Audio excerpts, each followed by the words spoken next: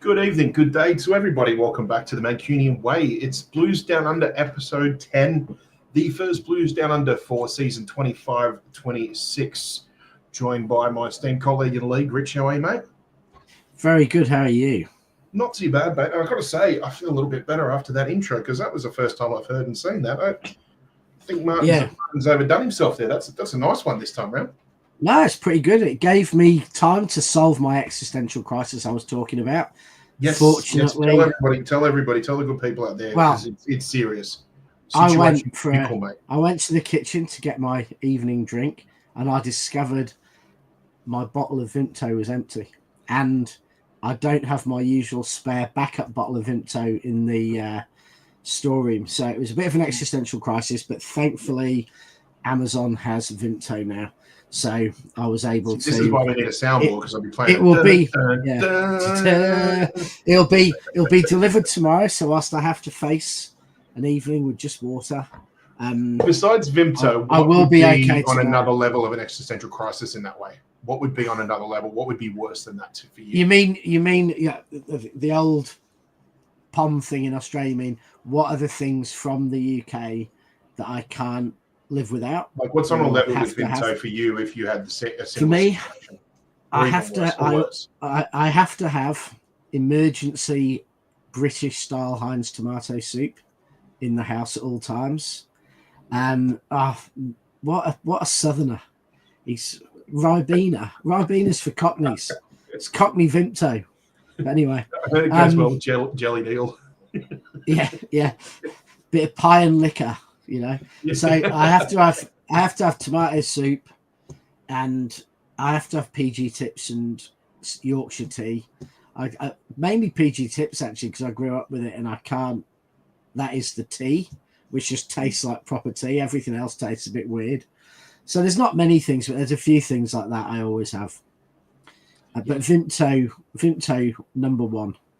Yeah, with me, like those sort of things, the things that I love in Manchester, I like to keep them there. I don't know if it's like a holiday romance sort of situation, but I feel like if I did it over here, I get too consumed by it, or maybe I wouldn't appreciate it as much when I go back over there, that sort of thing. So I try to keep it at a minimum when I'm over here, to be honest. Well, I do that with puddings, pudding chips and peas. You can't get in Australia, so that's one for home. Well, just in a different way, yeah.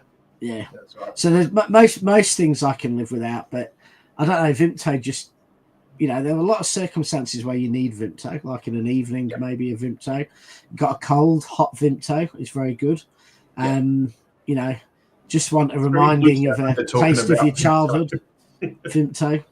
I should call it under talking about Vimto, but should call it Vimto. And you don't even have to be. You don't have to be from the UK if you have any experience being in northern UK and have your hands on a nice cold or warm Vimto, depending on the season. Yeah, you'll know exactly what we're talking about. It's not what it was though. They've mucked about with the sugar or something. It's not recipe. It's not as good as it used to be, and you have to have a more cordial nowadays to try and get the same flavour. Okay. But anyway, it's more concentrated or something. Yeah, this should be the Vimto channel. Yeah, Vimto Appreciation Society.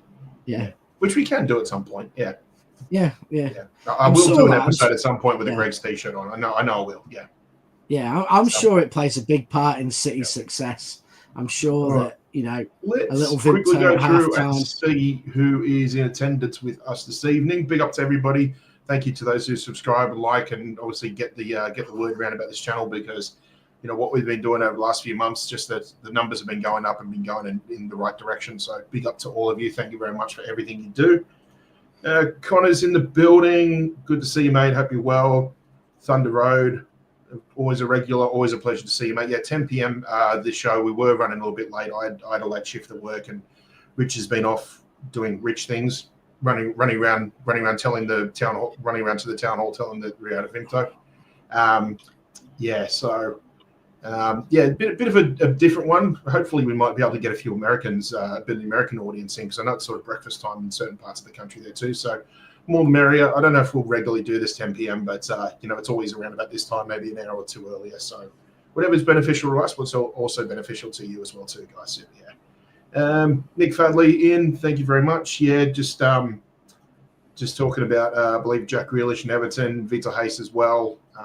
Conor Rigby's obviously put as well. We can talk about these. We're kind of just chewing the fat today and just seeing what's good.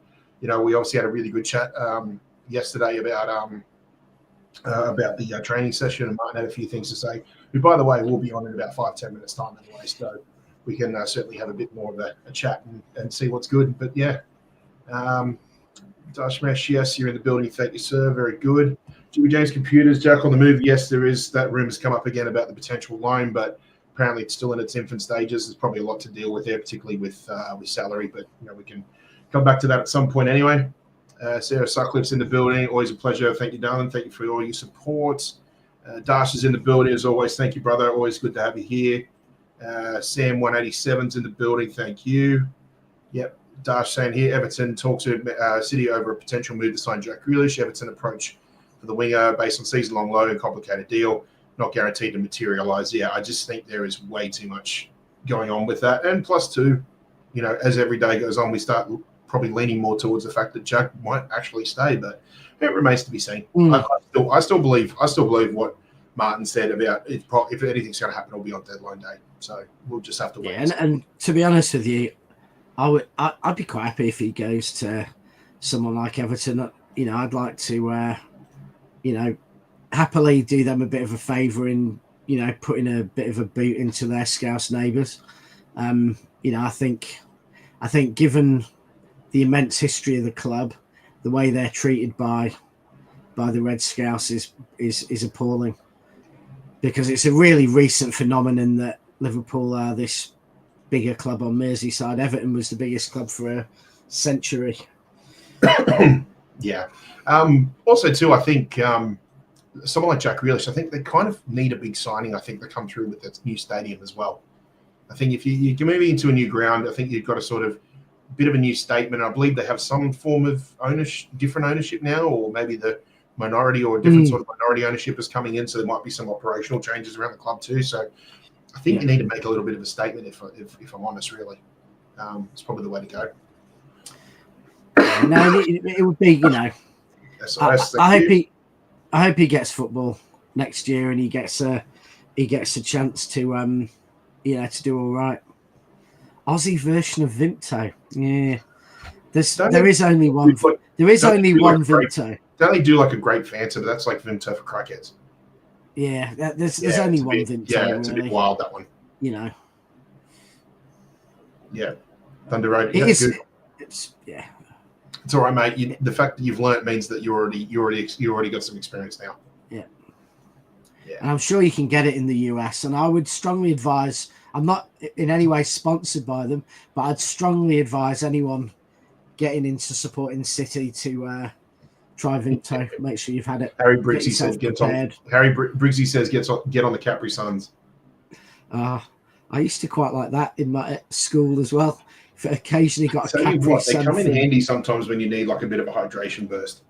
Just something quick to just devour and go. Yeah. And they were quite good to put on chairs like whoopee cushions as well. Get the juices, get the Costa coffees out. Say it 3 times and you'll appear like Beetlejuice. So we actually said the same thing this morning about John Stones. He said if we talk about him enough, you'll appear on the stream this morning. That's Costa coffee. That's Cockney as well. Actually, in my early days, many decades ago, I met the brothers who formed Costa Coffee at their place in, I think it was just south of the river in London. Made themselves very wealthy boys. Yeah. No, true. Have you had a chance to look at the training session yet? Very, very briefly, to be fair. I had to go and check it out because there was people posting rumours that, which turned out to just be lies. John Stones got injured again. Thankfully not. But when in actual fact, it was quite the opposite. From everything I've seen or read, it was dominated by Stonesy, who was gliding around like a Rolls Royce, and from the few bits I saw, looked like that. And was pretty adamant, I think, in the interview afterwards that he wants to prove a few things this season. So I thought that was interesting. It's the other one is fascinating. Is Gundo looks like he's about 5 years younger. So there's a player who has obviously been reading some of the social media. Our so-called fans have been writing about him because he looks like he's lost about 5 or 6 kilos over the summer, and he looks younger than he has for years. So that was interesting. But Martin did say that John Stones seemed to be playing in those inter-squad games more on the right side. So it's like, take that with a pinch of salt, I guess, but you don't know. I think Stones has proven that he's capable of being a world-class right back if he's fit, and by that I mean I've banged on about this a lot, but I like City to play 3 really quality defenders. I know in the 23 season we actually played 4 quite a bit, but Ait-Nouri I think is a good defender, but I think he's going to be all about attack. So I'd be very happy as having a really solid right back and effectively playing with a back 3 a lot of the time, particularly when we're in we're attacking, and that I think Stones would be perfect for that. And I think Stones is a class above, for me a class above Akanji if he's fit, and obviously a class above Lewis and Nunes as a a right back defensively. And I think not only that, if he can get back to where he was going up into midfield with Rodri, I think that was magic. Or away at Bournemouth, I think was about 18 months ago, where he was almost playing like a number 10. Phenomenal footballer. Yeah. Sam, what does Sam have to say here? Will 35 million, 100k per week salary Grealish be possible for Everton, or is it asking too much? Unfortunately, that is a 2/3 drop on his current salary at the moment, mate. That was a huge deduction for him to take.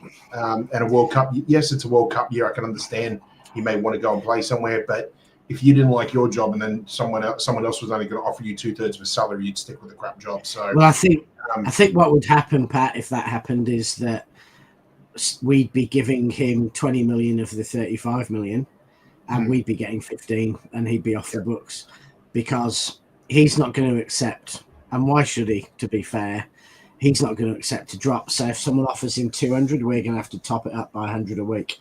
No, someone offers him 150, we're going to have to top it up 150 a week. And it's as simple as that. Yeah. Dash, in the last 3 weeks in the window, I would see which players stay out and stay in, who's willing to lower demands. Yeah, I think the training sessions are as much a shop window too, as much as they were seeing who's ready to play for us as well too. So yeah, I think these next, as you said, the next 3 weeks, Dash, will be important. And I think if we don't hear anything for if we don't hear anything for maybe another week or so, I think then it will really start.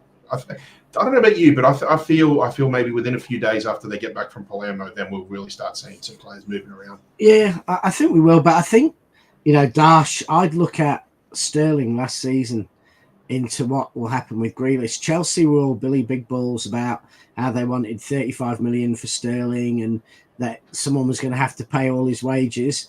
And on the last day of the transfer window, they were paying Arsenal to have Sterling just to get the cost off their books. And I think, Jack's got that power. I don't think there's any reason he should take a drop in salary, and I wouldn't be at all surprised if next year we're in effect, we get a loan fee, but that loan fee goes straight to Jack.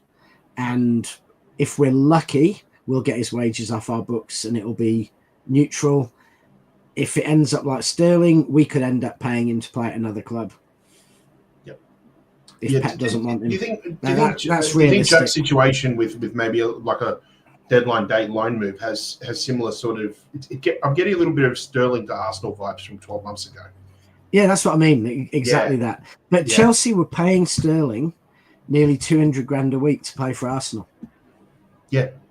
That's the thing. Arsenal, two-thirds of the salary. Yeah, they were covering 2/3 of his salary, which cost them 10 million, and they got about 3 million or something loan fee. So they were out of pocket by 7 million, and that's what will happen if we force Jack out. That's what's going to happen. Yeah, true. David Mishra's in the building. Big up yourself. Yes, we did notice Echeverry looked very, very sharp. He looked like someone who's, telling the club, don't loan me. And you know what? You have to feel like maybe you don't want to be in that situation, but you feel like there's one injury in midfield away from him possibly being able to get some game time. I understand there was a bit of a pecking order for him, and I know from what we saw in the Club World Cup, we saw glimpses of a quality player there. And if he can play wide of Haaland, I think he's got a chance. It makes sense, I think because Pep's more likely to put the younger players who are a bit more vulnerable to being dispossessed on the wide areas. Echeverry does have a little bit of giving the ball away. If you want to get an idea of what he's like, how strong he is on the ball, have a look at Norbin's video from a few weeks ago, because he goes into very, very good detail about Echeverry. Yeah. He says he's great going forward, but as a young player, he's still a little bit vulnerable from being dispossessed. So have a little look at that, because that gives you a bit of an idea.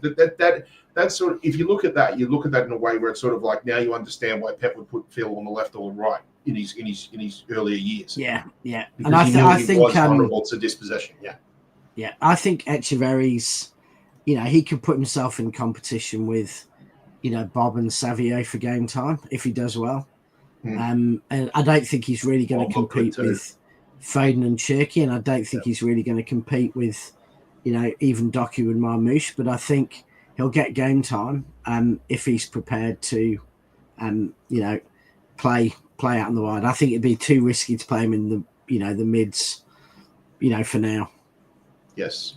Connor, yes, I saw this too about Max Lane. Looks like he's going to go on loan to Watford for a season. Plus an extension, so yeah, big up to him. Good luck for the season. Hope he does well with Watford.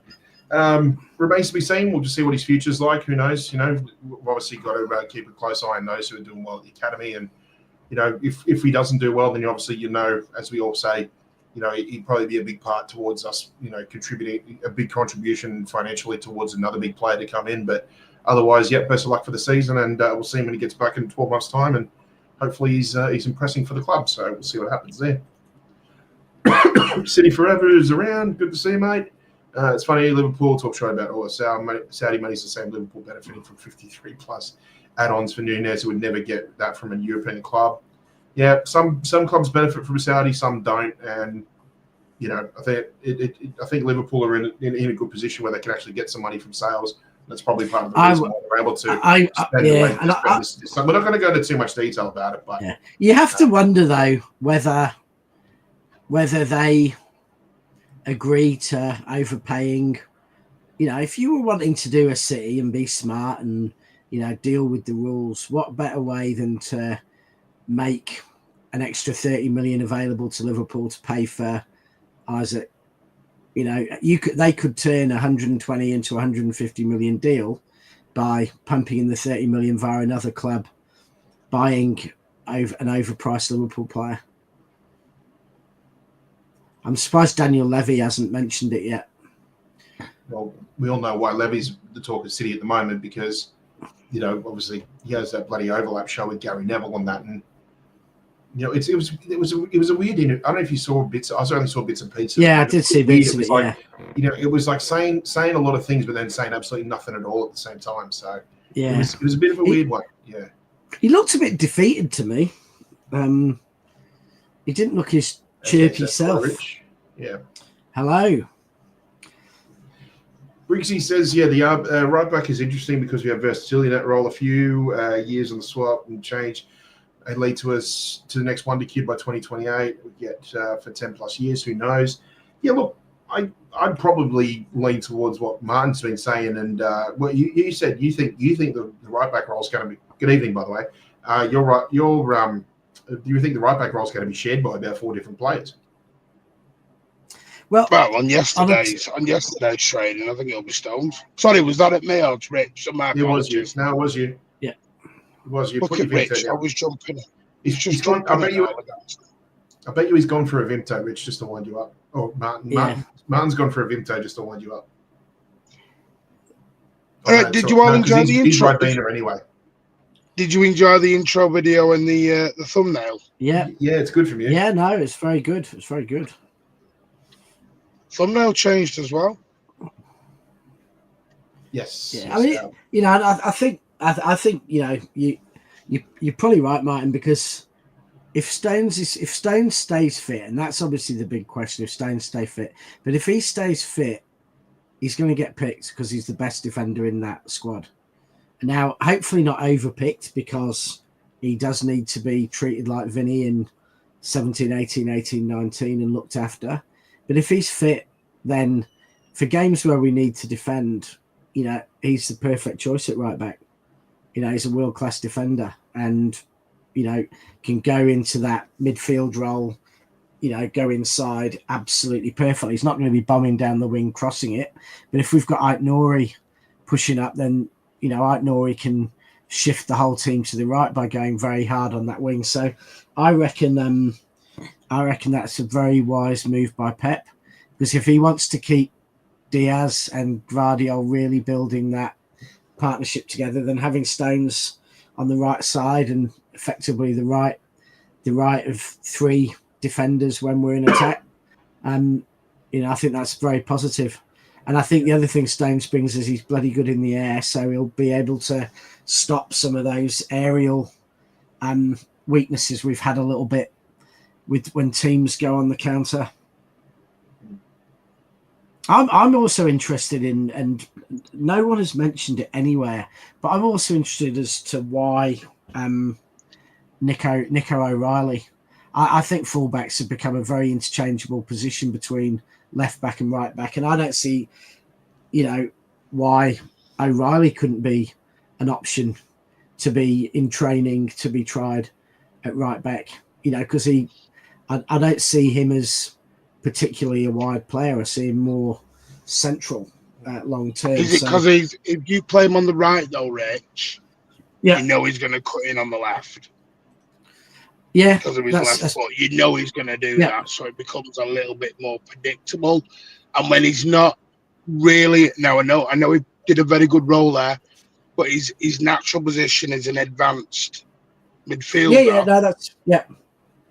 Are you not just doing the Rico Lewis experiment all over again, but with a left foot? Is what I mean. Possibly, but I just think that the difference he has with Lewis, and I do accept Lewis has never looked as good at left back as he did at right back. It's just that he's a lot more physical. So I don't. I agree with that. I agree with he's a lot taller and And I'm more thinking about training rather than like you can't throw someone in. Like we did with Lewis, threw him in. I'd be interested to see him given a chance in training because, it's not like he's 25 years at left back. He could never do anything else. He's a young quality footballer. I see. I talked about it last night. Not Hardy, Jimmy. He's in the car. What? Oh, Jimmy's just saying, man, you can't keep riding. He's in the car. I'm in the car, mate. I'm doing my day job at the minute. You don't want, you don't want to see him ordering his caramel macchiato, so it's fine. The problem is I think we look at this right back as a very safe and old school right back. Maybe Pep isn't wanting his right back to be a right back old school, a bit like the number 6 role I explained yesterday. Maybe the one thing I came away from the training yesterday was no wonder our players struggled in the first season, because our system and the way we play is like no other team on earth. It really isn't. So 1 minute. There you are. No, David just said more about Echeverry. It's Look, I'm of the belief that you're only one injury away from him getting more game time as well too. But we did also allude on the Tuesday night show as well that if game time's important, and he's probably knocking on the door of that Argentina team as well too for the World Cup. So he's got to look at what's not only his best interest, but the best interest of being able to represent your nation too. So, and Vimto Hayes falls into that category as well too. Hence why he's already flown over to Girona. So I can understand. I can totally understand where everybody's coming from. There are players that we'd love to see. I think we want the future to be now, but I think also too the World Cup is very, very. It's very significant for these players, and they will want their game time if they want to be. They want to be acknowledged. They want to be selected. So I think we're just got to be a little bit patient with the future. I would love to see Echeverry play. I'd love to see what he can do, but I think his best interest of what he can do in the World Cup as well. Martin's, I think, got a phone call, so he'll duck that. He'll duck in shortly, so it's fine. Briggsy, fullbacks are no longer flat out natural fullbacks like Zabaleta, Neville. Exactly. Yeah. Look, Harry, I think a prime example of that is someone like Wan-Bissaka. I think he's defensively he's a very good right back, but going forward he doesn't really offer much. I know he had a really improved season at West Ham last season, but he's very, very on the old school. He's the sort of right back you'd want playing when you're trying to hold a lead in not a cup final, but in a very important game. But the old school right back is certainly, I wouldn't say dead, but it's certainly a dying breed, you might say. Yeah, and listen, if Stones is fit, he's perfect for that role, because tactically, probably alongside Rodri, he's the most tactically astute player in the team. And his understanding of the game is phenomenal. And whether it's right back, centre back, midfield, even almost playing at number 10, he did a few times last year. Although he was actually a number 5/number 10 in some of the games. And I think he was our best player in the treble season. And we should be trying to get him back fit. And crossing all our fingers, toes, and everything else that he does that. Chris 63 calling in from Perth. The Phantom Blues, as we call them here, mate. 56 years of City fan. Great show. Thank you very much, mate. Martin, you leave the email in the YouTube bio there too, mate. So please get in touch with Martin, because we're always happy to get any down under Blues on this show, mate. Whether you're an expat, whether you're Aussie born, it doesn't matter. Get in touch with us, mate, because if you'd like to get involved with the show, please just give us a shout, mate. Absolutely. Yeah. We'd love to hear your story. Still a whipper compared to Alan. I'm sorry, because I do want to talk about the yesterday a little bit, because I think tactics really, I get excited by tactics. Can I have a rant a minute? Can I just have a little rant? I think we can allow one this time. I mean, can you squeeze a word around? It's your channel. Yeah. Yeah. I mean, it's not. It's not. So let's not do that. So just come on. Actually, Rich hasn't seen this yet, so I'll just duck away for a minute. Oh wait, that's right. I'm in your account, so our account. Anyway, Manchester City. I thought you'd have actually learned from last season with the big old ticket fiasco. I thought you'd have learned. Why the hell? And I will say, I won't use the word I want to use. Why are the club charging £35 for fans to get a match ticket for Palmero? But if you buy them direct from Palmero, they're €17.25. So Manchester City are charging double the price. Well, hang on. What's When euro to pound Sunderland, conversion? I'm sure it's not big up No, Sunderland, it's by the not. way. That was a good Massive- story, that, from Sunderland. But So I'm not aware of The it. season, Can the you give over me- 85-year-old season tickets. That was What? brilliant. What was it? Sorry, I haven't heard about it. yeah, Ah, but when if, Sunderland, if you're over 85 and you've had a season ticket for 3 years or more, you're getting a free one this year. Oh, that's fantastic. So big That up is- Sunderland. That is remarkably, But yeah. City, That's come on. remarkable for a What we club, doing? club of Sunderland stature to do that. Yeah, that's wow. I just did conversion. That's 20 quid less than what the club was charging. Yeah. Remarkable. Just bloody hell. I'm just going to look up average life expectancy in Sunderland. But no, it's fantastic. No, I don't think that's not a good look from City on a pre-season game as well. It's a very strange one as well. Yeah.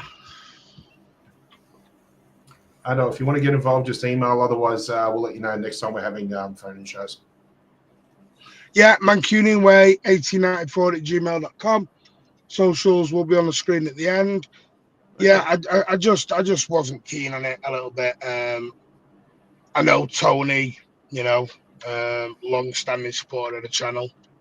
Pat knows Tony. Mentioned it yesterday, and I think and I did forget it. I didn't forget. I wanted to mention it in a separate entity rather than just a passing quiff. I just doesn't sit right with me still. Doesn't sit right with me, and I will have a chat with Nick Jackson at 894 and Dan A, see if they've heard anything about it. I just doesn't sit right with me. That doesn't sit right with me. Yeah. Chris, Perth again, born in Oldham, grew up in Doncaster, moved to Perth in 81. Yeah. Brilliant. Before or after the FA Cup final? Yeah, because judging from people that I've met from sort of around that age group, there seemed to be some sort of a bit of a mass exodus of blues moving to Australia after 81. Yeah, I reckon. And the same thing happened in 99 as well. I reckon Ricky The great Villa Mancunian scored. exodus of 81 and 99. Ricky Villa scored, and Chris just said, "Fuck it, I'm going to Heathrow Airport." What do you two think is the reason that City have done that? And I'm not trying to dog on the club. I'm genuinely trying to wonder why. It seems inexplicable to me. I can't see why you'd be doing that, and unless they're selling a different kind of ticket or in a different part of the ground. But you wouldn't be having home and away fans in that sort of game anyway. A friendly game against your own. So I don't know. Well, that's what I want to say. I want to say, is it a different part of the ground or what? Is it a different package? Yeah. I'm going to do some digging. Because, I mean, if you're getting them off a club's website for a home game, then really you shouldn't be accessing away. If there is a designated away section, you shouldn't be getting away tickets from a home website. It's just not how football works. But it says on the email, Pat, unless Palermo have like a citizen match day equivalent where you have to pay 10, 20 euro to apply, and then you have to apply for a ticket. Maybe that's what it is. Maybe they're saying like, well, if you go through Palermo, you're gonna have to sign up anyway. So overall, the overall cost of the ticket may be the same. That's a good point. That is a good point. So they're saying, why is it? Yeah, they're saying, why is it 20 quid more? But then you find out, it's going to be 12 quid 95 anyway to become a member of Palermo. So really, it probably adds up to about. Yeah, we'll have to find out. Yeah. I mean, that's how all clubs do. Like every time I've travelled over, I've always looked at trying to get tickets to a match of some club in Europe, and 99% of the clubs you have to apply for a membership through their actual website. Otherwise, it's fork out an extra 50 euro, 100 euro, and go through your Viagogos and your other ticket outsource agencies and things like that. So I think It does seem a bit. There does seem a bit of a gap there, and of course, I think people would show a bit of cause for concern, or a bit like, "Hey, what the hell are you doing?" But there must be something to it. I'm sure there'd be some sort of membership fee to apply for tickets for Palermo. So I think honestly, you would have to round up. If there's anybody in the chat who can look at the Palermo website right now and just give us an idea if there is any sort of signing on fee or any membership fees in that, and if it rounds up to something similar, then maybe the club has actually factored that in. So it remains to be seen. But on paper, what we're anyone who right speaks there, Italian, I get what you're saying, mate. It looks poor. Yeah, it's just after last season's fiasco, you think, nah, let's not do that again. Yeah. And for the Aussies watching, Palermo, former club of one of Australia's greatest attacking midfielders, 85 caps, Aussie legend. Bresciano? Yeah. No, wasn't he Parma? He was Parma. He went from Parma to Palermo. He played about 100 odd games and City nearly signed him, I think, from Palermo when Sven-Göran Eriksson. There was a bit of a link to him, wasn't there? It was. Instead we got Simon Colosimo. I can tell you, no, it's Colosimo before that. There's a funny story. Oh yeah, okay, yeah. Funny story about the. I think I played a little part in that rumour starting because I was chatting with our very favourite blue journalist, and I'd heard somewhere this vague link about Bresciano and City, and was it 2008? It was there was some football. Was it? Or when was Eriksson? I'm sure it was under Eriksson. Eriksson was 07, 07, I think. Yeah, I'm sure it was around then. And anyway, Simon was out watching the Socceroos. So I'd said something to him, and he went and talked to Bresciano and said, "Is it true about the links with City?" And Bresciano hadn't heard anything and was excited about it, and said, "I'll have to chat to my agent." And then the next thing, his agent speaks to someone at City, and is it true you're interested in Bresciano? And then apparently we got quite close. We started talking to them and got close to signing him. And then Taksin ran out of cash, didn't he? And we had no more money, and we had to pull out. We had to pull out the deal. Yeah, because I don't know if Bresciano was our best player. He was a very good player for Australia. But given at that time, Bresciano would have been a good solid addition. It would have been a good solid addition for City at that time. Yeah, no, he was and he was he was I'm sure he would have played. His younger career, he was playing at Parma, wasn't he? And that was when they were wearing those iconic kits with the Parma, the milk, and I think dairy company, the big Italian dairy company on the front. Yeah, those shirts were iconic. He was at Parma. He was at Parma maybe 3 seasons or something, and then he went to Palermo for similar seasons. Yeah. So I remember they had a pink kit. He moved here before the cup final. Watched it with some Aussie kids, weren't really interested. He said Doncaster Rovers got promoted that season too. Yeah. So it's happened, yeah. When City lose, if there's other clubs you're affiliated to, usually they have success. So actually, there's a saying in my family. They do in Donny, because I've got some roots back in my family from that part of Yorkshire. I think it's more Wakey than Donny. And when we took the girls back a couple of years ago, we ended up driving into Doncaster to, show them, what Doncaster was like compared to the northern beaches of Sydney. And they were so chuffed because they saw Doncaster's ground. I took them to Doncaster's ground, which was some spot named after some environmental something sponsor, something ground, I can't remember. And then and there was a Pizza Hut restaurant opposite it. And we'd been telling them about back in the day in the 80s when Pizza Hut restaurants were everywhere and they were posh. And I don't think they believed me they existed, but Donny had one. Well, what's SOS? The club have said it's an internal process. Processing costs, yeah. And then Harry's £20 a person. I don't know. It seems too extreme. I mean, maybe the process too extreme to just be like. So the processing cost, according to Seth, And it's not SOS's fault. He's only sharing the info, and I appreciate sharing the info. Yeah. And thanks for doing your research, mate. Appreciate it. Yeah, appreciate that, SOS. Yeah. But are you telling me the processing cost is more than the ticket? Well, if you go on Viagogo for a lot of matches in Europe last minute, Martin, some of them are. Yeah. When I saw Ajax back in, what was it? Just was remember it March? that. Was it March or December? I can't remember when I was over there, but I remember the ticket for Ajax was something like 70 euro, and the processing fee was in the region of about 40 to 50 euro.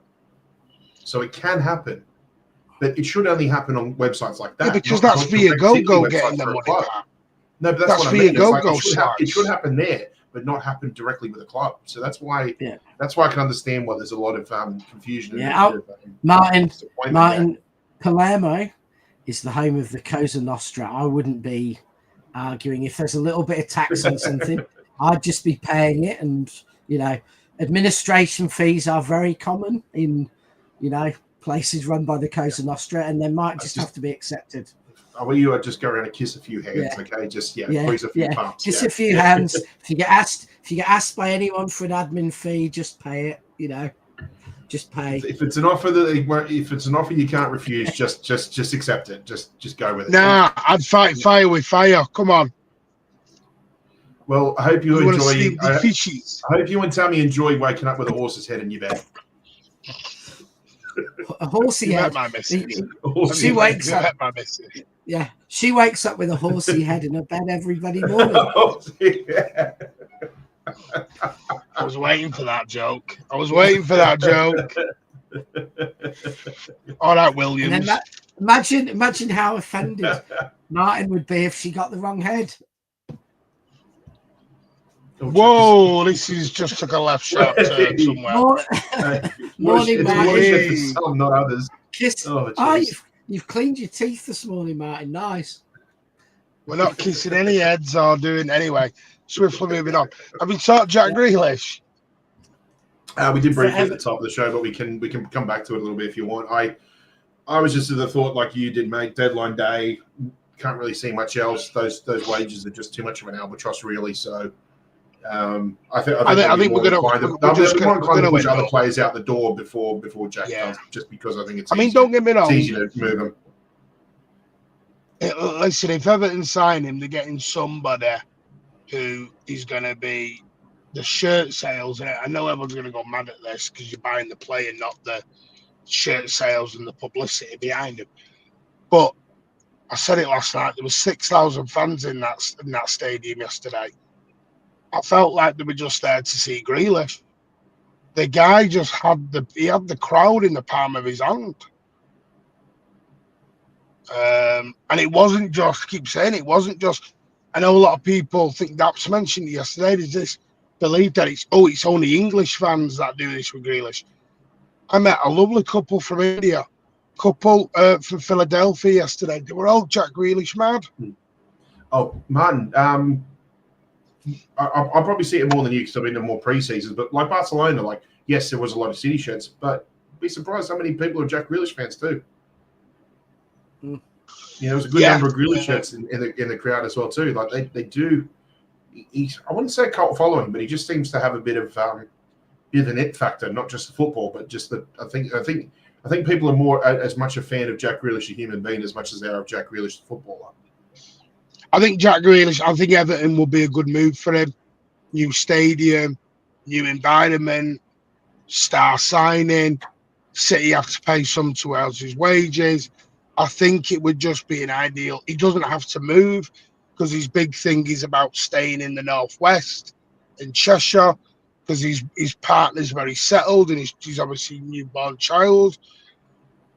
I just think all roads, this is the perfect sort of signing for them.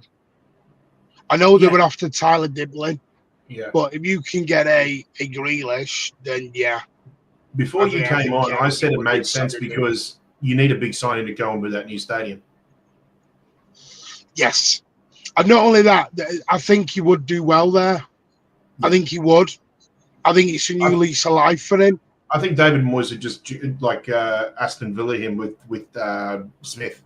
Dean Smith. I think he'll just give him the keys to the full freedom of the midfield.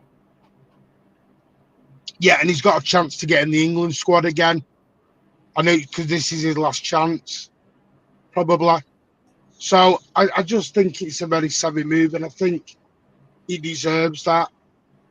You know, I just think it would be the best move for him, because he's not going to play at City. He's not going to play. He didn't even go on the pre-season. Yeah, just to me, it makes perfect sense. Let him go. Victor Hayes thinks done. The Echeverri one is the real one that intrigues me, because he doesn't want to go to Girona, which fine, I understand. Players get a choice where they want to go. We've always said that. But Roma, if it turns out to be Roma and there's a buying option, people aren't going to like that. But has Echeverri sort of used Manchester City to get into Europe? No, because there were other clubs that were after it. But why give up on your City? Why give up on your City dreams? So why give up on your City dreams straight away? Because City are saying, go on loan and come back. He's the one at the minute going, well, Roma buyout option. Yeah, but with a buyout. Are you going by that rumor that LD put out yesterday, where it was like, but the rumor, and then there was a buyback like 33 million. There was a buyback for 40. It's for 40, yeah. I don't know. So on paper, it looks weird, but it sort of makes sense in a way. Like it's in a way that's offering a massive incentive to Roma to play him and to make him a better player. Because if Roma played him a lot and he did brilliantly, they buy him for 33 and we buy him straight back for 40. They get a €7 million reward for, fulfilling his potential. So that's kind of quite a smart deal. It's not unlike the Trafford deal, really. So you're saying City are paying the loan fee. So City are paying Roma to develop him. Yeah, well, I'm saying that if he becomes brilliant for Roma will say, well, we want to buy him for 32, and we'll say, well, we'll buy him straight back for 40. So effectively, we pay Roma 8 million if they turn him into a 40 million plus player. I mean, it's we get in the Roma team. How much did we pay River Plate for him though? 16. 14 million, 16 million. Yeah. Something like that. So we make 18 million and we have to give them 8 back. It's a fascinating deal. The only thing is, he could turn us down, I suppose. But if he did, then that's what I'm saying, Rich. Something doesn't sit right with me on this. Something's not sitting right with me. He is too. I think Hayes is going, I'll go to Girona, I'll develop for the year, I'll come back. Right. Yeah. John Stones will have left. Victor Hayes has been more mature about this so far, because 19-year-olds to just accept where your standing is in the club with the team, with the squad, and say, I need to go and get my game time. But obviously too, because and we've heard you said Ancelotti's basically said, hey, if you want to be in the cellar cell, in 12 months' time and playing for your club, playing for your country, then it's smart thinking on his part. And I mean, that's the sort of thing that a 19-year-old footballer wouldn't be known for doing. It's a much easier decision for him. He's sitting there. He knows that Stones is over 30 and his contract's up in a year. That Ake's hitting 30 and his contract's up in 2 years. He knows that Guardiola's 24 and young, but even Diaz is 28 now. So he can see in a year's time, I could be the 3rd or 4th defender easily. But I'm just thinking in terms of pecking order from midfield, he's about the same as the defenders. So he should be following a similar parallel to what Victor Hayes is doing. I'm not saying Girona. But I'm saying he should have been looking at clubs once he came back from the States.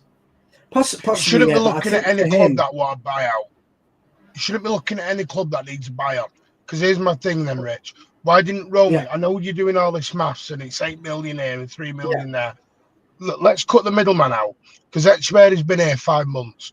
Why the hell didn't Roma just pay the 40 million 5-6 months ago then and get the deal done? Because maybe they didn't think he was good enough. Maybe it was cash up front. And so you're telling me then in the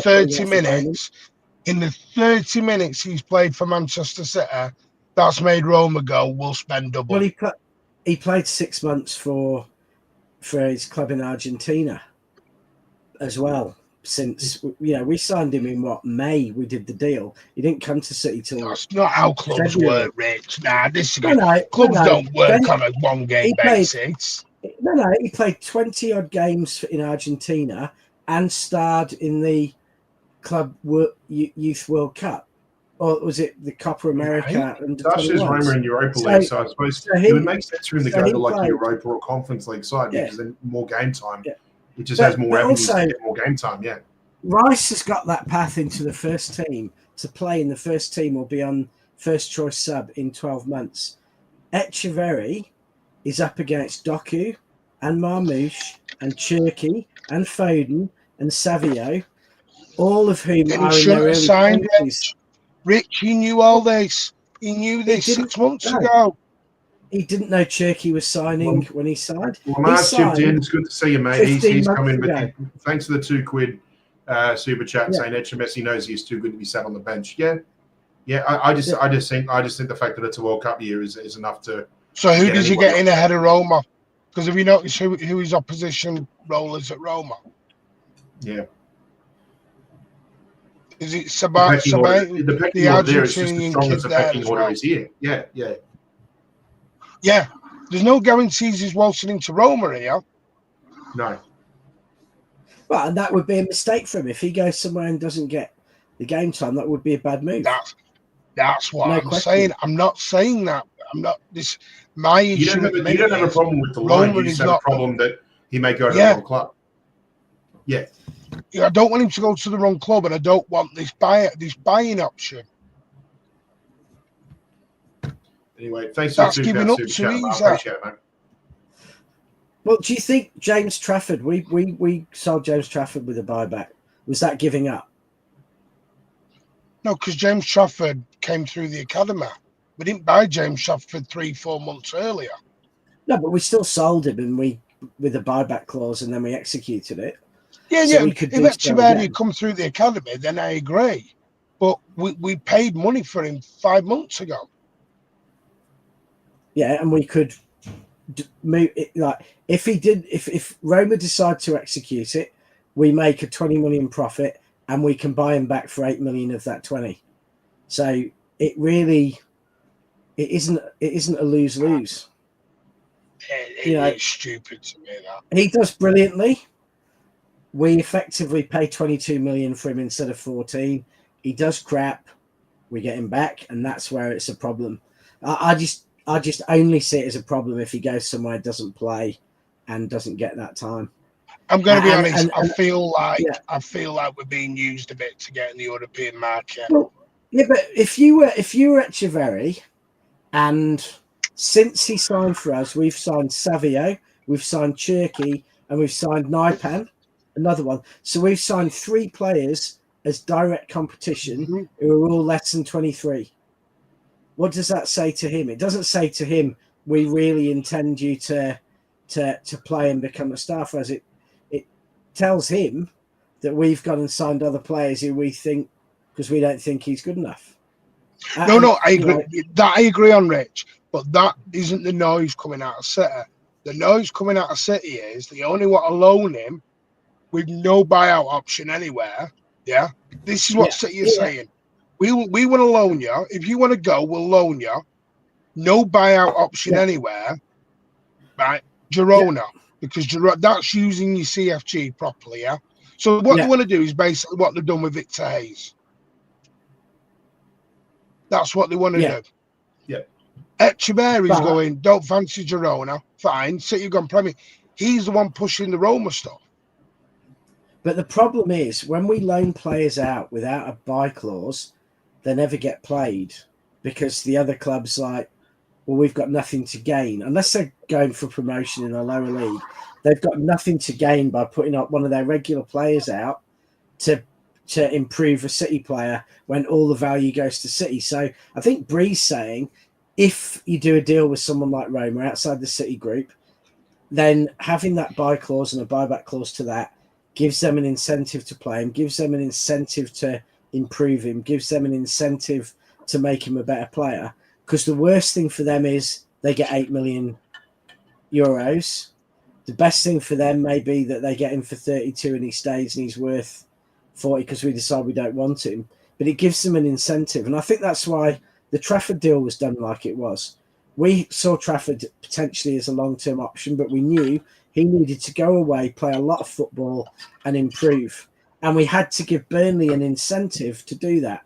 And the incentive was... But this is going to sound harsh, Rich. I don't care about Roma. With respect, I don't care about giving Roma any kind of financial incentive. Yeah, but in which case, he's not going to play. And so we've wasted a year. I'm saying if he goes to... See, that's what I'm saying. That's exactly... Roma are insisting on a compulsory buy option. Yeah, well, why wouldn't they? I mean, it's the only sensible thing. And the fact is, Girona City don't want that, Rich. Yeah, but Girona are likely to be fighting for relegation in a weaker, with respect, apart from a couple of clubs, a weaker league than the Italian league. Roma are going to be competing at the top level. So his education, football-wise, if he plays, is going to be miles higher in Roma than it is going to be in Girona. I disagree. I actually think he'll do better in La Liga than what he would in Serie A.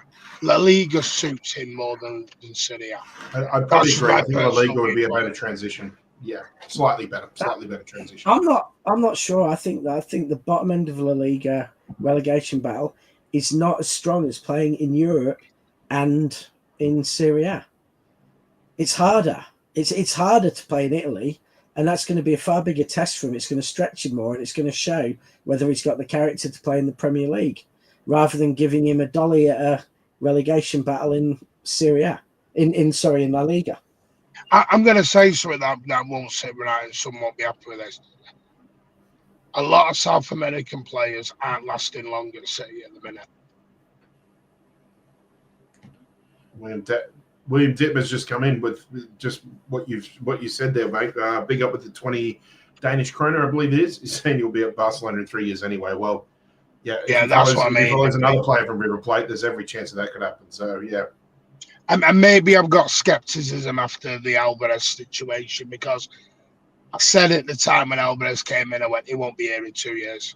And he wasn't. Yeah. He was gone. I just... Big up the Super Chat, Wolf. Thanks, mate. Yeah, big up the Super Chat. I have a little bit of skepticism on the South American deals at the minute. I do.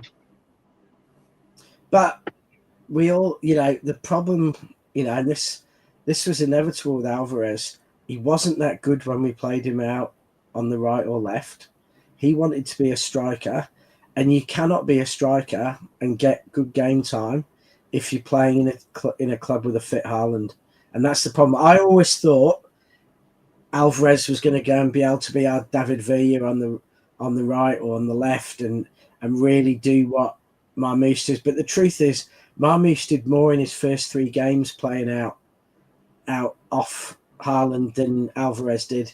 Alvarez was great when he played striker, but he wasn't someone who could do that more flexible role.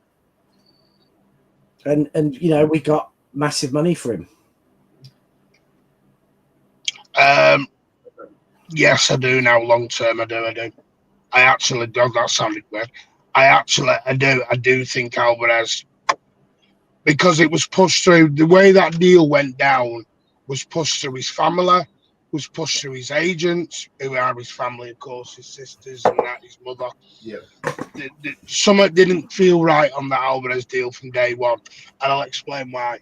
Alvarez knew, because he signed at the same time as Erling Haaland. Yeah. Echeverri signed 5 months ago. He knew Foden, and he knew KDB was going at that point. We all kind of did. They knew they were going to sign someone. They knew they weren't going to give the keys to the castle to Echeverri. So if it wasn't Ryan Cherka, they were going to look at a Florian Wirtz, for example. So was he getting in ahead of Wirtz? So I'm going to come back to my original question. I'm not having that these footballers have not got the Ige 5 months before that something's going down. It's not the way football works. And I'm not, in fact, Echeverri knew the state of play when he signed. So don't sign. I suppose the only counter to that might be is the possibility that at that time Haaland could have gone to Real Madrid. And Martin, if you ask It's an City, outside possibility, but if you ask City, would you be happy to pay 14 million for Echeverry and then flip him for 32 million, having not paid more than 6 months' wages? There's no one at City who's going to say no. We don't want to do that. That's not what City are saying, Rich. City are saying they don't want him to go. And do you think City said they didn't want Alvarez to go? But do you think anyone at City thinks, I'd rather we gave that 75 million euro profit we made on Alvarez back and those 30 goals he scored for us, we'll give it back? No. I agree in hindsight. I agree. Yeah. My issue is not Roma. My issue is not the Roma situation. My issue is the compulsory buy. Yeah, City don't want that. Yeah, but why would any club, unless we control them, want to get him for a year on loan with no buy option? It's just not logical. Loads of teams do that. In championship teams, when they try and get promoted, do it. But it's very rare a top team takes on a decent player and does a massive development on them without some sort of buyout or buyback. No, that's why the Girona or a CFG club made sense.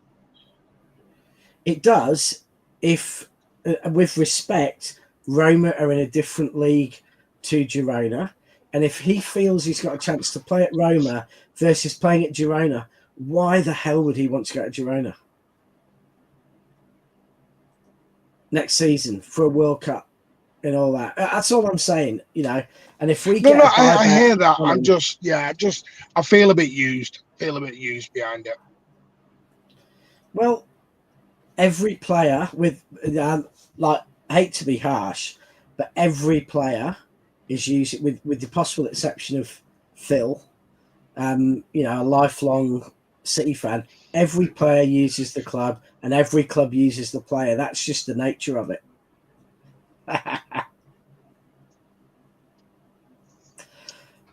New season. I mean, like I said, it's not against. I would be like this if Victor Hayes had gone somewhere and there was a buy option. I'd be like this if it was Kushinov. It's you're doing the rebuild. You're bringing these players in. Yes, it's great. Echeverry believes in his ability, etc. But I'm going to be straight with you. I'm not sure he's getting into the Roma team straight away. I'm with Pat. I think he's going to hit the same brick wall he's got at Roma. Do you think he's replacing being at the bottom of one pecking order to replacing being at the bottom of another pecking order? No, I think he's going to go one step above in the pecking order at Roma. He's going to be higher. I can't remember the guy's name. There's a guy in his position at Roma who is his fellow Argentinian. It begins, is it someone? Talking about it last night with Danny and a couple of other people. Yeah. And he's got the same problem there. He's got his fellow countryman who's trying to do the same thing he is, get into the Argentinian World Cup squad. Yeah. Ado's asked you, Martin. He says, I think City's operating South American market because the profit for these players seem astronomical. It looks like they see this as a great business opportunity. I think they're following a similar sort of pattern to what Benfica have been doing for a few years. Heavy scouting in South America. I would agree with that. Portugal, and then they sell them on for massive profits. Yeah, 100%. I would have 100% agree with that if City wanted to sell him, but they don't. This is not City wanting to sell him. All City want to do is load him for a year and bring him back. And that's why there's now talk of, well, we'll keep you here then. But even if we did want to sell him, Martin, the second we say we want to sell him, you knock 15 million off his price anyway. So even if we did want to sell him, we're not going to brief anyone we do. We're going to brief everyone want to keep him. So, you know, the story's going to be the same either way. I think, the call is right. If he doesn't play in Roma, it's a bad move. But if he goes to Roma and plays, that's a better move than going to Girona and playing. If he doesn't play, wherever he goes, if he doesn't play, it's a mistake. And that's why you've got to... Girona we can probably control by telling the manager will sack him. That's why I like the Girona deal. Spot on. Because Girona is us. Is going to have to have it. It is us. Anyone else who goes has to have Girona will find a way to play him. Yeah. You got to remember, Manchester City games on offer is what Roma could offer him, but he'd play those. In a way, Rich, I'll put this is about, and maybe I'm being very selfish the way I put this on it against Echeverri. His name, Sule. And I'm being for Girona. Why Girona makes sense for me is we control the narrative. Yeah, we can say to Girona, play him. Pep picks up the phone, play him. At Roma, we have no control over that situation whatsoever. Yeah, and if you're Echeverri, you want control. Then don't sign for Manchester City then. Shout out to Foggy, 25 months memberships. Thank you very much, mate. Good to see our Uncle memberships are now getting up over 2 years. Fantastic. Thank you very much for that. And big up Foggy. Yep, can only mean one thing. More than you believe. More than you believe, I'm happy.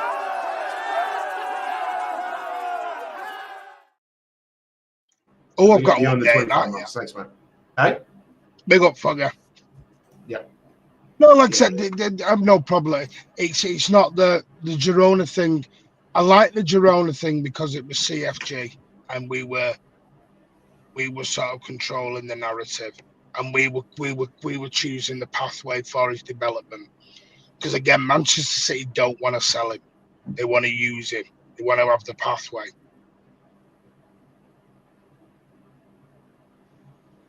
Yeah, well, we will see. We will see. I'm being selfish, and I know I'm being selfish, but I'm a Manchester City fan. I'm not a Roma fan. Yeah, but what I'm saying, Martin, is and you're you just don't want another Alvarez, do you? Well, no. The best Alvarez really pissed me off. I'm not gonna lie, Alvarez pissed me off. You see, I just don't get that. We got 95 million euros for him. I mean, he had his exit plan set up when he walked in that door, Rich. The minute he walked in, that exit doesn't the profit return on him make you feel a bit better? Yeah, no, because I was pissed off with Torres. And that's why I'll be honest with you. I think Torres was worse than Alvarez because that's why I've got a bit of an issue with Sane. Leroy Sane ruined his career. Yeah, I think he walked Torres. in.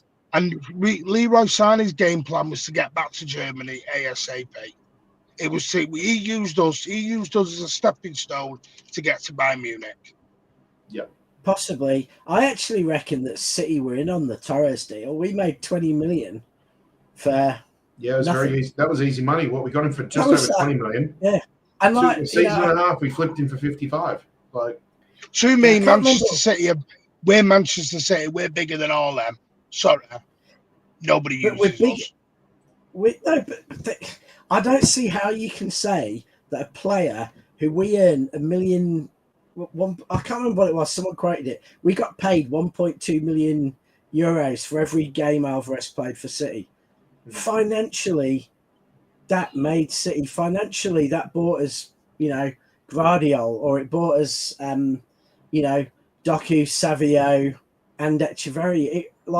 I don't know how anyone can be upset that a player came don't be playing PSR on us, Rich. Don't be playing the poor PSR card. But it's true. We made 70 million euros profit. Is this a Newcastle champ? See what happens, man. No, but where's your Vimto gone? Where's your Vimto gone? The frig are we doing here? We're playing Pauper and Prince here. Prince of Pauper. For me, it's City used him.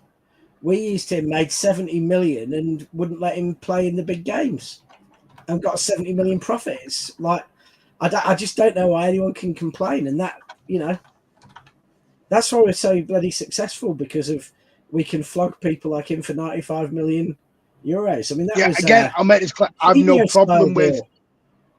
problem with a loan for Echeverri. My problem is the buy option. The reason they want him to go to a Premier League club is they will say no buyout option. Yeah, straight line, nothing else.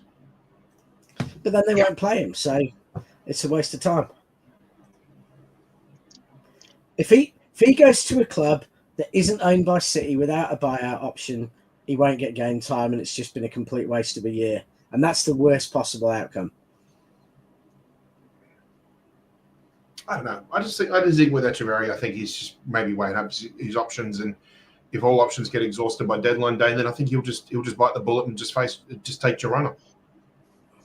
Yeah, I mean, I honestly, if he's, I'd be keeping him if he's not, if he's not going to go to, somewhere he's going to play, he's better off staying at City. Yeah, Citizen, I agree. I think Sane has always regretted that decision.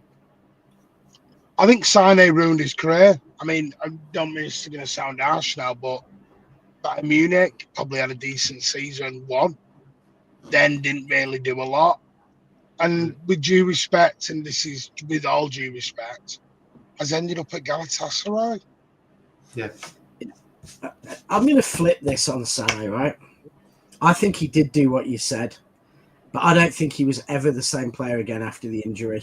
That's what I'm saying, Rich. I think it ruined his career.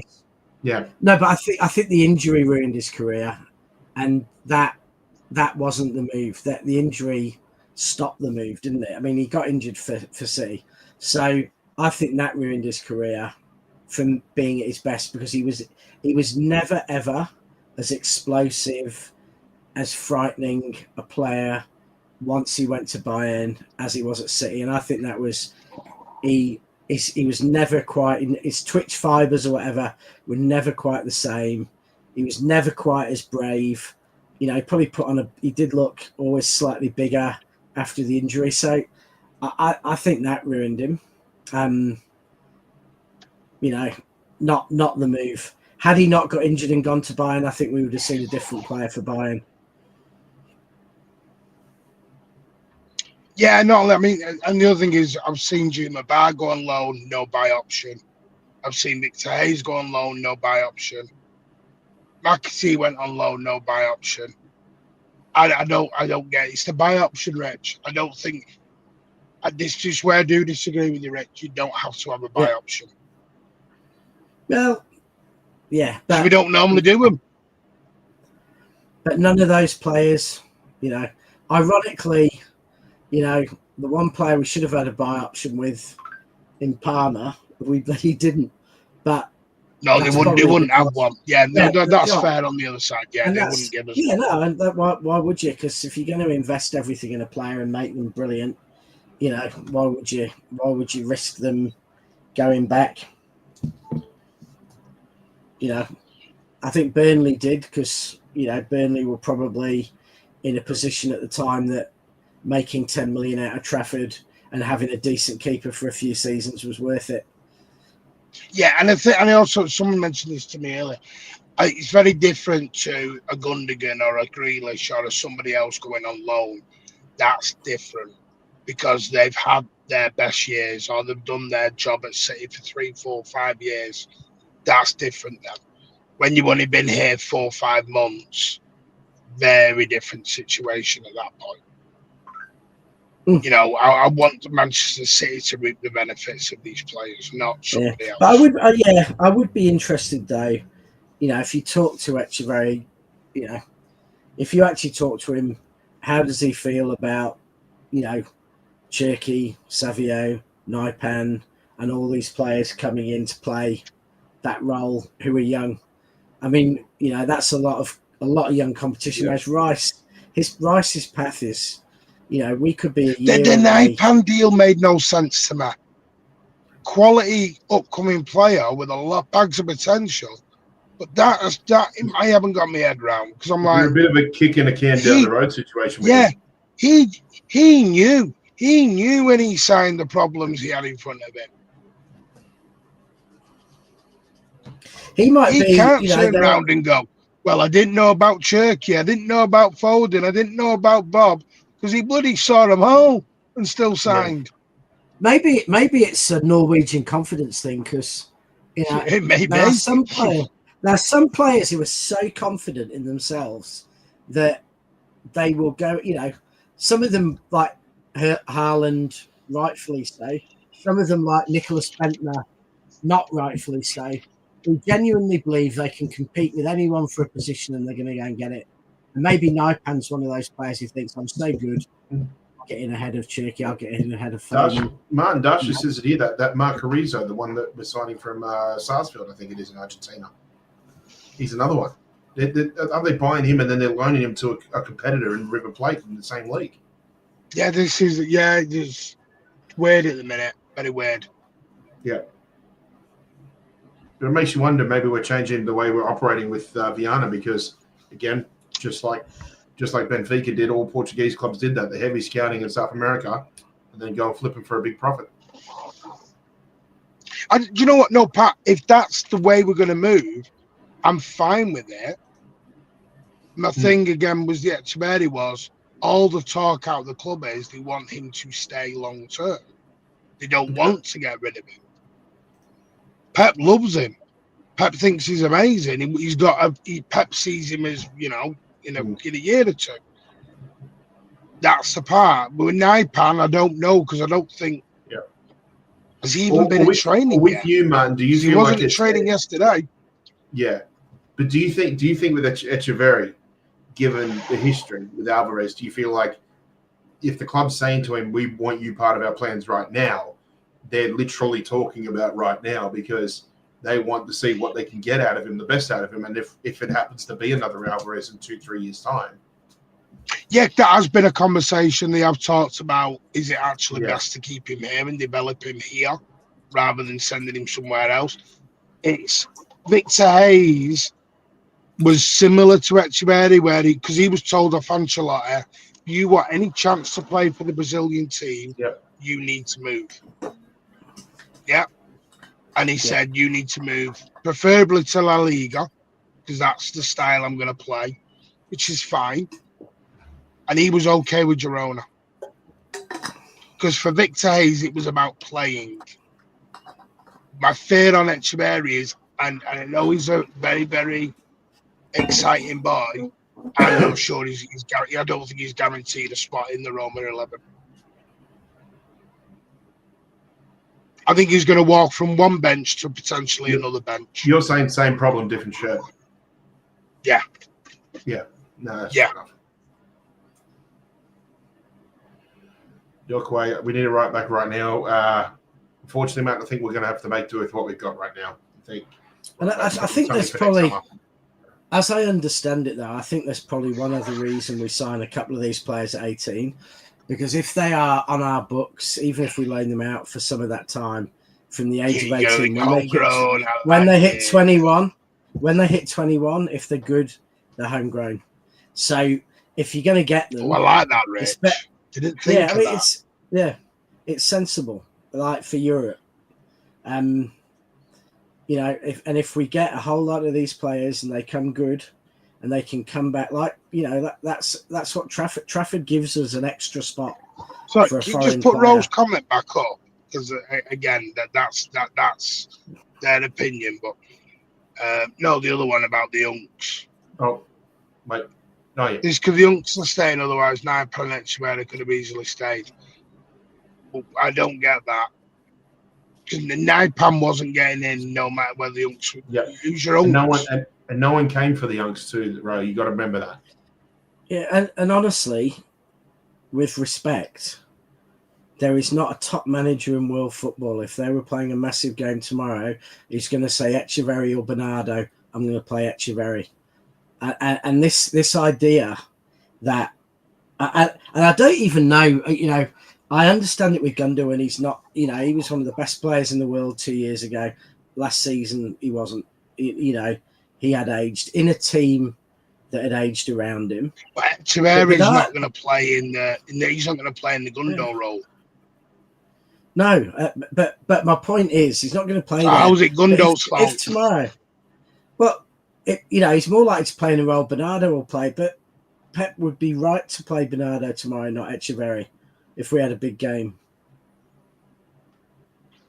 Well, not only that, Foden, like you just said, Foden and Cherky are ahead of him. That I agree with. Yeah. Foden and Cherky are not Unks. And if he goes to play on the wing, I wouldn't play Echeverri tomorrow ahead of Doku. I wouldn't play him ahead of Marmouche. No, that's my point. I think some people are blaming Gundo for everything now. It's raining. It's Gundo's fault. Well, Martin, you remember? I've not got fuel in my car. It's the unc's fault. Well, my wife's broken up with me. It's the unc's fault. Yeah. Remember Al Hilal? You know, someone ranting about Gundo's responsibility for 2 goals when he'd been substituted put the horse's and head wasn't in on the pitch. He was on the bench watching the game, and he was at fault for the goals. I mean, that's how silly it got, or has got at the moment. Foggy says, don't forget whether got Cave and Sullivan coming in too, although he's only about 16, so I think he's got a lot of years on his side. No, hang on, but Rose just put there, but what about Reinders? What about Nico G? Don't they play in this role as well, Ro? You know, see, Ro, you're pushing your unc's agenda there a little bit. You're pushing your unc's agenda there. And 30 is not an unk. Is 30 an unk? Because, my God, Virgil van Dijk's, what, 34? Salah's 32. What are they then, granddads? Salah's 33 now. He had his birthday about a month ago. Yeah, Jesus Christ. Then are they out back? Fans out there saying unks are 28. And Allison's already training to be a vicar so that he can go into the clergy in a couple of years when he retires. In 12 months' time, there'll be some people calling Rodri an unk. That's how bad it's got. Yeah. Ah. Right says, yeah. Well, the wife fancies Gundogan's beard. It could be the unk's fault. Yeah. I just find it hilarious that that, you know, Bernardo's 3 years younger than, you know, Van Dijk and Salah, and you shouldn't play players at age 18. Well, if they're good enough, you do. Cade, who do you mean by get the unks out and then everything will be fine? You know he's on the wind up. No, he's not. Cade actually does. It's his opinion, and it's fine. But I need to know what they mean by get unks out and everything's fine. How? Actually, I got Thunder Road. Got a question for Rich from earlier. So how many sports affiliated caps do you have or wear? I could think at least 5 different that I've seen on streams. Yeah, I've got quite a big collection of baseball caps, mainly apart from the Raptors one. Yeah, but there's a reason why I never tell him when I'm going stateside, because then he'll give me a list of bloody different caps he wants me to get me from Lids or something, or can you go past this ballpark for me? And yeah, I've got about 5 Blue Jays ones, about 3 Atlanta ones, the Mets, the Dodgers, the Diamondbacks. I don't know, probably another 1 or 2 somewhere. Gosh, can't wait for the Rodri Unk phase. Yeah, he's what, 28, 29. That's unk to some fans out there. He's an unk. Yeah, we're granddads, so he's a ballon dunk. He's a ballon dunk. Yeah. Oh, disagree with you, Per. The way Bernardo was running around yesterday, he's got legs, mate. Yeah, Bernardo was. People are looking at last season too much. Yeah, but Martin, I'd even say, looking at the first half of last season, I thought Bernardo, in most of our running, was one of our best players. I thought he played really well in the last sort of 10 games that got us into Europe. And I think he was one of the few who showed character when things were, you know, back in January. I think he was one of the ones that helped change it. Well, people like this. Gundogan has lost a lot of weight. He looks leaner. He looks fitter. He looks quicker. Didn't you think he looked younger than Cherky? Yesterday, he outshone a few players yesterday, Gundogan. Yeah, if he was next to Cherky, half the people would pick Gundo as the younger one at the minute. He does look younger than Cherky.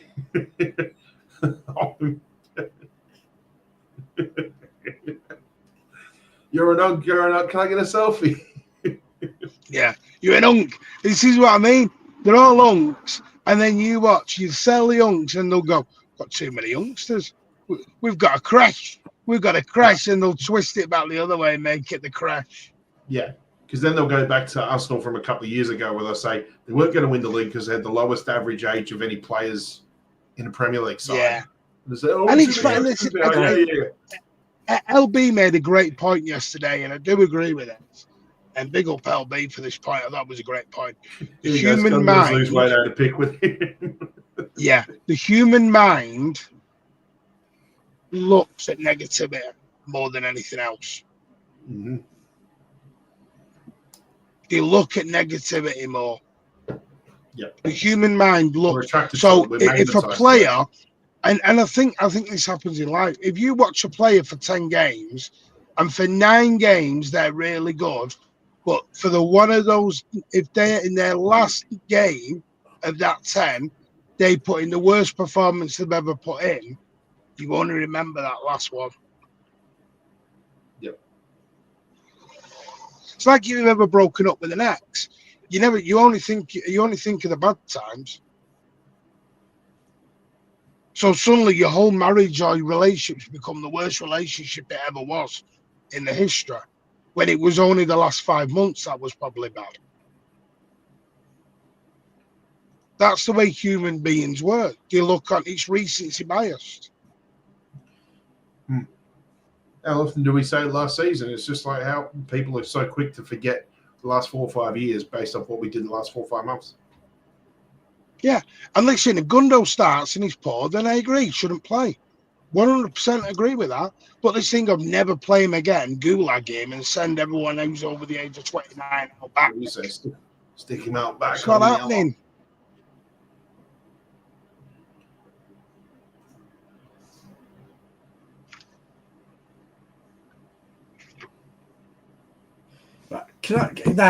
I'm like, maybe I'm remembering this game wrong, but you've got like Ro just made a comment there about Gundo not tracking back in his last game, right, and therefore not being good. But like, he wasn't playing as the number 6 in there.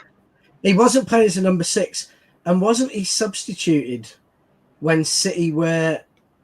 Was it just before we were certainly drawing, or had we just gone ahead? We just conceded. Scored? No, we just conceded. So it's 1-1. So no, because we just conceded. So 2-1. So yeah, he was playing number 8 though, /10 in that game. It was Reinders who was meant to be. It was Reinders who was the 6, not Gundo. And it was Reinders who was at fault for the goal, not Gundo. Yeah. And then Gundo got blamed for it. And this is what and then, as someone on that, I can't remember who it was, on the very emotional post-match to Al Hilal, ranting about Gundo being at fault for all 4 goals when he was on the bench for 2 of them. And so there's just this UNCS agenda. It's not only silly, it's just, I find it quite insulting to club legends. I think we should ban the bloody word on this channel for a start, because I don't think they are. They are players who have been world-class footballers, and they've given their all for City. We've just lost 70% of the audience. What, banning the word UNC? Yes, cancel culture. I'm cancelling UNC. Unilaterally. Rich is taking his co-ownership to a new level here, Pat. Here he goes. Yeah. Yep. Yeah. We'll be like, we'll have a replacement word that comes in automatically if someone types the word, We just don't add the letter T, because otherwise it becomes an anagram for something else. Yeah, if it's UNC. No, but that's the thing. Good. Listen, I understand I get people's worry and trepidation on a Gundogan playing every game. And that's the belief right now. He's not going to play every game. He's not coaching Nico G for 10 minutes yesterday because he's never going to use him. He's not bringing in Reinders because he's never going to use him. He's Gundogan in the Al Hilal game is where people are looking. And in the Al Hilal game, he was playing as the 8/10, not the 6. He wasn't even playing as the 6. He was playing as the 8/10. So you might as well blame Haaland for not tracking back at that point. Yeah, and to be honest with you, I've said it time and time again, no one played well last season. Apart from maybe Gvardiol, Bernardo at the end of the season, maybe Nunes post-February. None of our players played to their capability. Foden was off it. Haaland was off it. Savio was, Savio did okay for a young lad, but everyone was off it. The defenders were playing half fit, and then for some reason this agenda built up to blame everything on a couple of older players who were exposed for their pace and energy, because the whole team was exposed for its pace and energy. if we'd have had Rodri, because if we we'd had had 70% of the team injured. 70% if we'd have had of the team was injured. Yeah. If we'd have had a fit Diaz and Stones and a fit Rodri, it would not have been the slightest issue at all. It would not have mattered 1 inch because we would have been able to deal with the tactical change. Foggy's done it again. 10 memberships. Big up yourself, mate. Obviously, everything you do for the show. Can't thank you enough, mate, obviously. Yeah, happy days. Foggy, I'm still waiting for your... More than you believe. More than you believe I'm happy.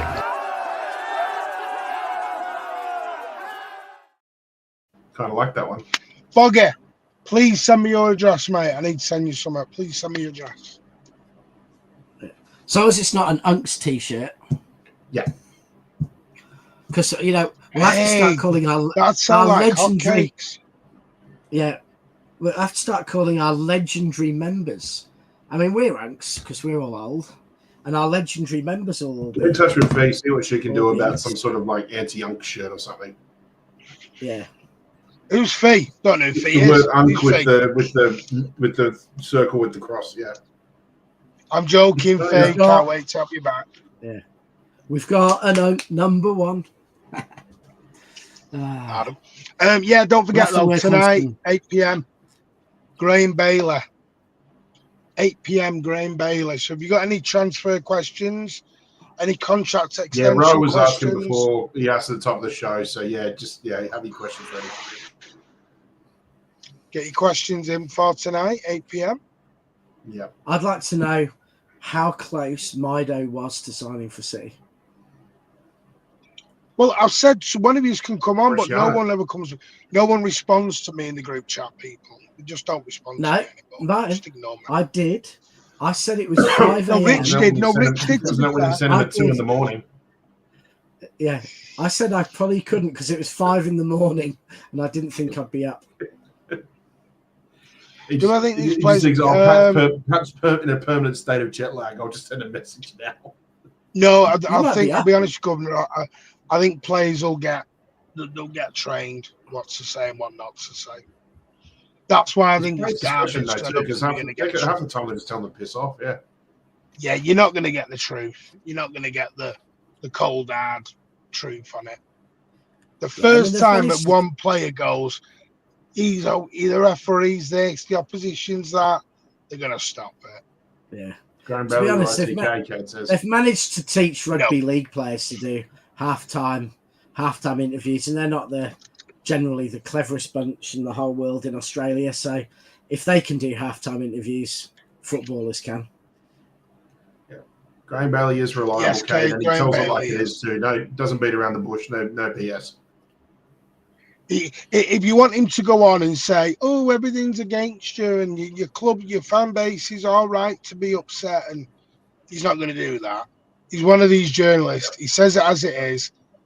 He's not bothered about, he doesn't.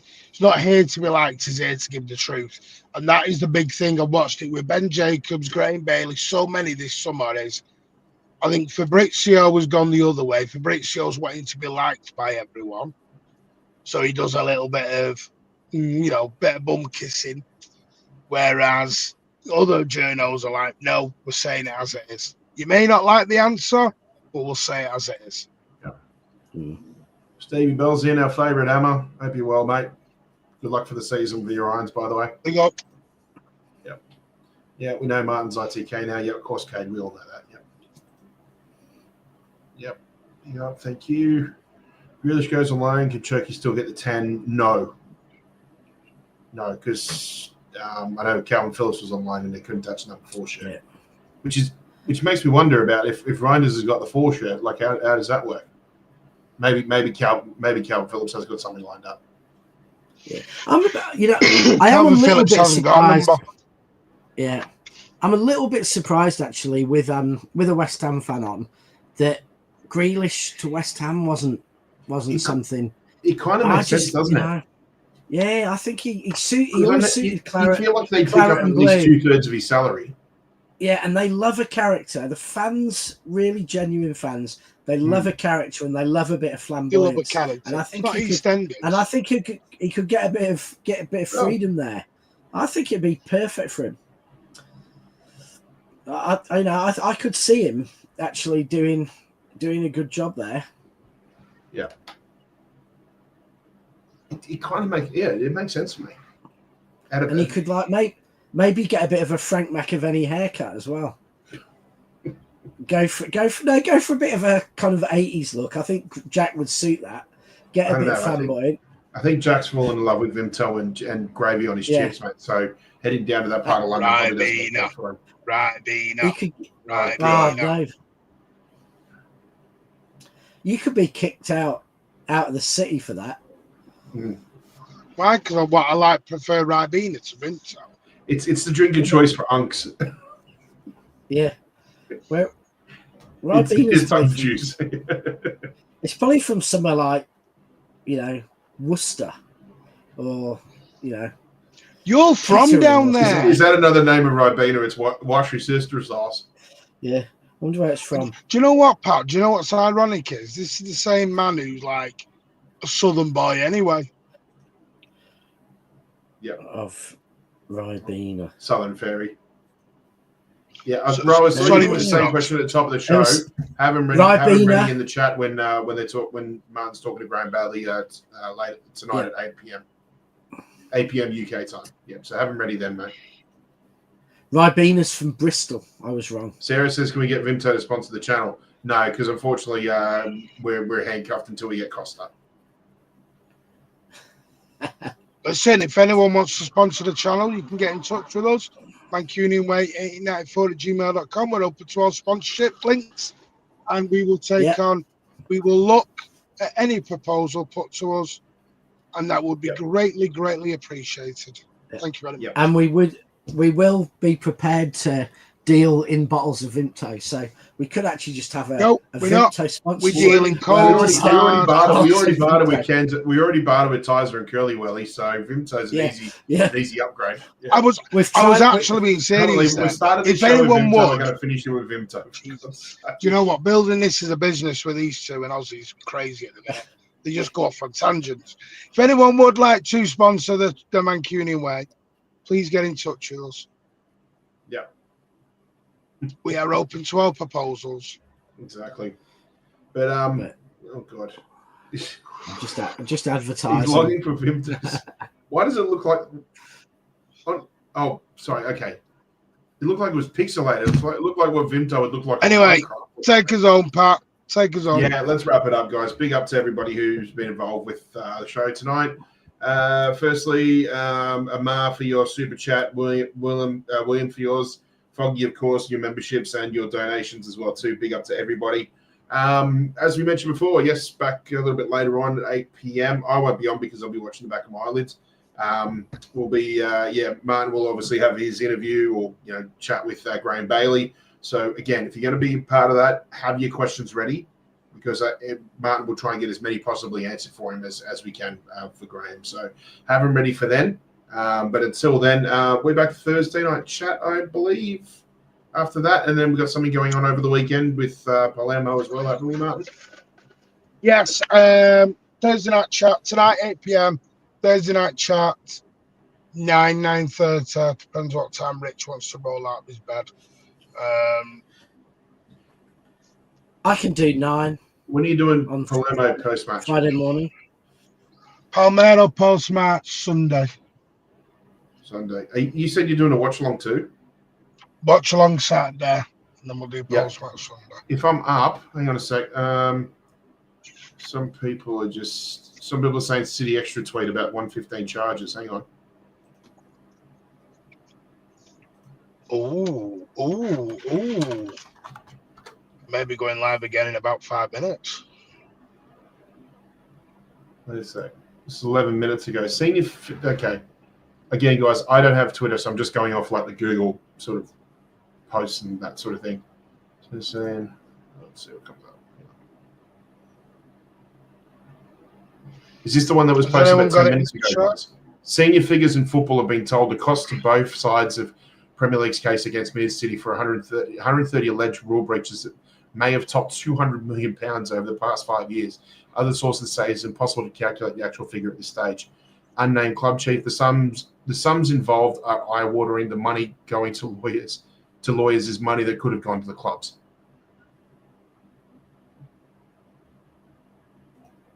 Jeez. And that's come from Ziegler. Yes. Who knows exactly what's going on. Because everything seems to remarkably come to him first. They were, I mean, you have to say in that. I'm gonna be honest though, when I saw him say 115 at CX tweet, I was thinking like, oh no, are we about to start a 12-hour stream? That's what I mean. I got excited then for now. I was like, oh, I'm definitely calling for a doctor's certificate in the morning. 12 hours, it's coming. No, 24 hours. All right, well, whoever does it for you. Just remember, two people in this chat have to go to work. I don't know. Did any of you watch Masters interviews? He did interviews when he was in the US, I think with NBC, and he did an interview with Bloomberg. He was so deeply unimpressive, and he looked really a bit shifty and defeated when he was asked about City. You know, he did not look. He looked like someone who was really regretting all of it. You know, and you know, he wouldn't be drawn to comment, but he just looked really, really defeated by it. So, yeah. Anyway, big up to Addo for letting us know about that before we closed up. So, yeah, look, let's wrap it up. As Martin said, yeah, we've got plenty of things coming up over the next few days, so keep an eye out for those as well. Blues Down Under will be back roughly the same time next Wednesday as well, so you'll see myself and Rich, possibly Alan as well too. I should mention too, Alan is out at the moment. He's got family members, you know, ill at the moment. You know, yeah, not in the best of health. So we wish them a speedy recovery. And obviously, when you see Alan or hear from him, much love to Alan as well. Yeah, if you see Alan, much love. He might not be on many shows for the foreseeable. He's got a lot going on.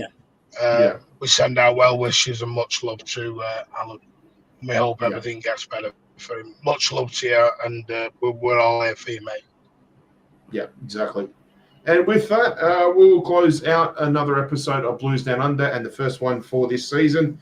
Big up to everybody who was involved. Of course, any support and all your help and support for the channel is always appreciated. So whether you're a regular, whether you're new, obviously welcome.